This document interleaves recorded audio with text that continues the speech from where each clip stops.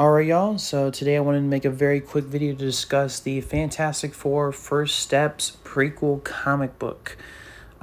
This was a comic book that's set in the MCU. It's written by Matt Fraction, and it kind of ties into the events of the upcoming Fantastic Four's First Steps film. So I decided to check this out and give it a quick read because obviously at the time of making this video, Fantastic Four First Steps is coming out this week. And I figured it'd be exciting to review a prequel comic book.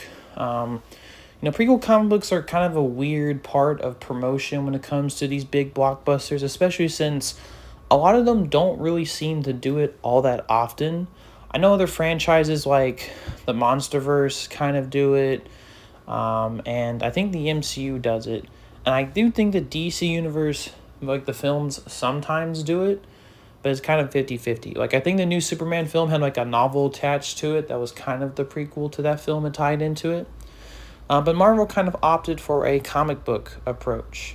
Now, Marvel's done this before for some of their films. I think they had a prequel comic for Far From Home and Infinity War. I'm not really too sure if these are canon. Most likely they're not going to be canon. The filmmakers are probably just going to ignore anything that happened in these prequel comics. But I do think they're kind of a fun and interesting read sometimes, and they can give some really good information and context for the film when you're going to watch it. And that was particularly the case for this comic. Now, kind of start with the pros and cons and kind of go over the plot. The plot kind of revolves around the Fantastic Four, right? We learn more about their, trip into space that gave them the powers. This is basically takes place in their first year of action. It really talks about their first outing as a team.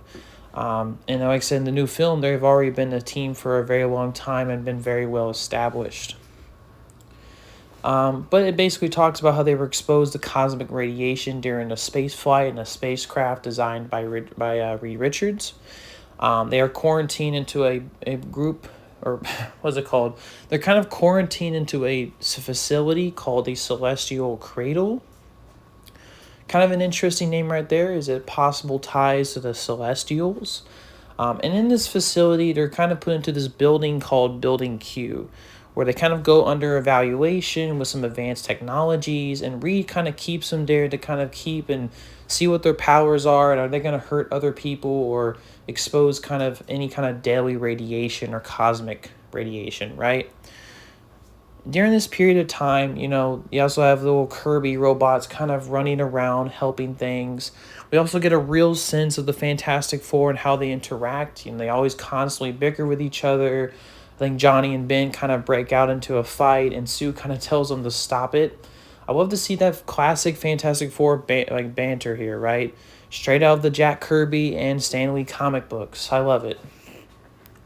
We eventually learn that Sue finds out that a group of underground creatures led by this guy called Harvey Elder, also known as the Mole Man, who's kind of a running gag here, is that people can't refer to him as Eldor, but they really call him the Mole Man. Especially Reed at multiple times in this comic talks about the Mole Man in that kind of way, and I think it's really funny. But the Mole Man basically reaches the surface world. He claims that the surface is rapid development, and them building subway tunnels and all this digging into the earth has really messed with the subterranean world underneath.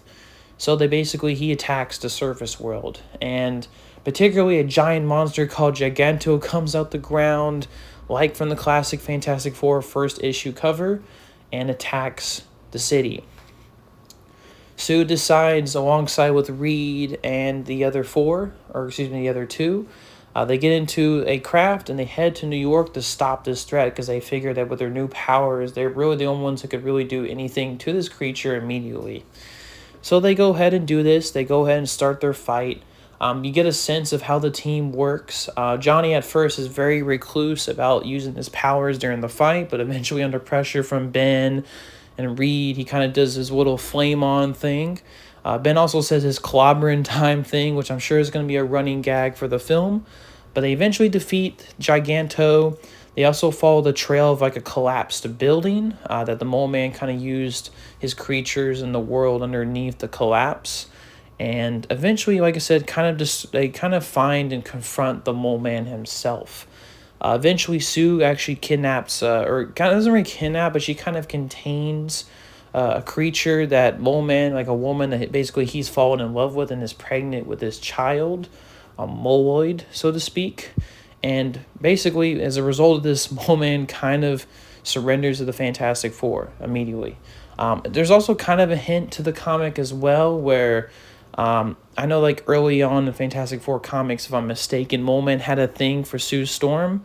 So it's kind of implied here that like he sees her and he's like, I immediately want to surrender, but I could be misreading it.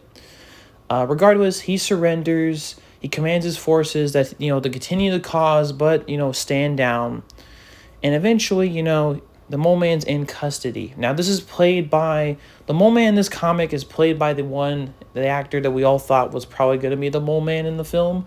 This comic basically confirms that he's the Mole Man, right? He's pretty much the antagonist in this book. Now, in the jail cell, Sue kind of walks up and talks to the Mole Man. He reveals that, there's a lot of tragedy with the world underneath, and that apparently Sue's grandfather, John F. Storm, taught him like some things during his class at university and taught him about leadership, which kind of goes into why he basically led the subterranean world. Now, Sue kind of asks, what does the world underneath want? And the Mole Man basically says they just want to be sovereign. They want to have the right to exist and to be recognized by the whole world. So that, like I said, you can't be just going into our world and messing with our environment and habitat. And, to my surprise, Sue actually agrees. And Sue with the other Fantastic Four, which at this point, thanks to them stopping the attack by Giganto and the other monsters, the media kind of have dubbed them the Fantastic Four. They also kind of wear their classic Four uniforms, but kind of an early version of them, not exactly the ones that we see in the movie. Regardless, though, Sue, Reed, and of course their future foundation would eventually restore the subterranean world and any damage to it, and actually help unite the people of the surface world and the world below in kind of a harmony, right? Like sort of what's the book called? Like a giant, like a good, great family, right? Which I thought was very surprising, because I think in most continuities, if I remember right, they don't really try to work with Mole Man at all, or Mole Man is just too much of a villain that they can't work with him, right? I don't know, but I thought it was very fascinating. They actually reasoned with the villain in this book and actually came to an understanding that benefited both parties. I think it really shows how caring and how much, real compassion that these heroes actually present. A very good look for the Fantastic Four. Regardless, like I said, at the end of that book, it kind of just basically, the last panel leads into the fact that the Fantastic Four are continuing to save lives, and by the end of the book, they have their classic uniforms that we're going to see in the movie. So, kind of give you my quick and overall thoughts on this book. I think overall, it was a pretty decent tie-in. I mean, I wasn't expecting anything like, oh, this is going to be one of the greatest Fantastic Four stories of all time. It's not. It's just a movie tie-in comic. But for what it is, I think it's pretty decent. I think we definitely get to see more insight into this version of the Fantastic Four. We get to see their first adventure, which is straight out of the comic books. That very first issue with Jack Kirby and Stan Lee, right? A classic, iconic cover. They basically do that here. It's really great. I also thought that Mole Man was a pretty interesting character in this book. And I do think it's overall very fascinating how at the end of the book, the subterranean world and the surface world, thanks to the Fantastic Four, have come to an understanding and work together. I thought that was a really unique way to resolve the story. They could have easily just, locked the dude up and not done anything about it, just kept attacking the creatures, and the creatures would have kept attacking, and it would have been a repeating cycle. But the heroes are actually understanding and agree with the plight of the Mole Man somewhat, which I think overall was just a really interesting and a little bit of a deviation from what you would usually expect from one of these like superhero stories, right? And, like I said, preaches some good values that we all can really use, like more compassion and understanding can help everybody. Overall, I thought the art was really good. I think it, like it said, represents that early Fantastic Four comic book style from Jack Kirby. It's taken heavy influence from it. And overall, it looks pretty good. I really like the art in this book. I think it was well illustrated. I thought the dialogue was all pretty good. The writing was pretty good. How the story is formatted, I thought was really interesting. It's kind of presented as like a comic book in their world, essentially.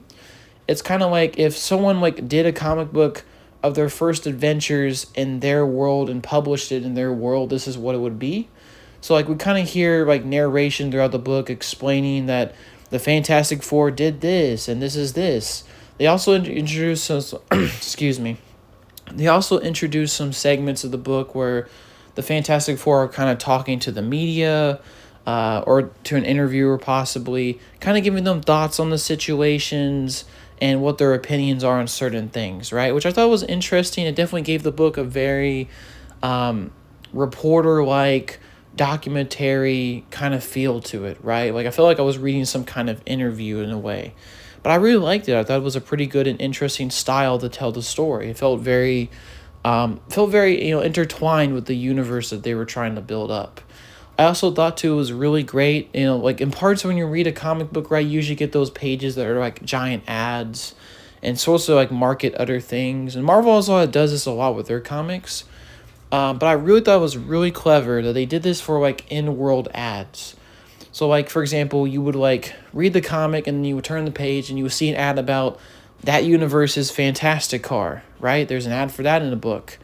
It's really great.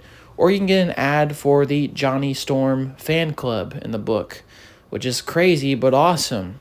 There's even an article in the book they kind of sneak in as well that basically talks more about Reed Richards as a scientific genius and some of the breakthroughs he's been working on. It does mention a few details if you're like wanting to look more into like the story of the world. Like Reed is the one that actually built the ship and designed the ally that got to, like I said, was the one that designed the ship that got the four of them into the cosmic rays and got their powers. It also mentions in this book that apparently this world has never made it to the moon. So like I said, this whole mission was kind of designed in a way to study the space and the cosmic energy and radiation, but also to get to the moon, which I thought was a very interesting little note just to talk about. And yeah, like I said, the art's pretty good. I thought the story was pretty good. My only real issue I can say with the book is I do wish there was just more explanation on a lot of things. Like I do wish there was more context and more stories of this version of the Fantastic Four and what they were doing prior to the movie's events, right? Like maybe more of a Mole Man backstory in this book, because he kind of gets glazed over a bit in this book. And this book's not really too long. It's only like 33 pages. But a bit more Mole Man backstory for this universe's version would have been great, like always. Maybe even another adventure of the Fantastic Four and what they were doing would have been great as well. But then again, I don't know how much of this comic is actually going to be represented in the movie and how much they can actually, the writer even can craft that won't spoil anything about this upcoming movie, right? So I'm not quite sure. And like I said, maybe when I see the movie, I can actually see how this comic ties in more. But yeah, overall, this was a pretty decent movie tie-in comic from Marvel Studios for the Fantastic Four. It's not anything crazy. It's not anything spectacular or, pun intended, fantastic. But overall, it's a pretty decent tie-in comic book. Adds some nice context to the world, and it's a pretty nice read. See, overall, just wanted to make my quick review of this comic. Hope y'all have a nice day. Peace, y'all.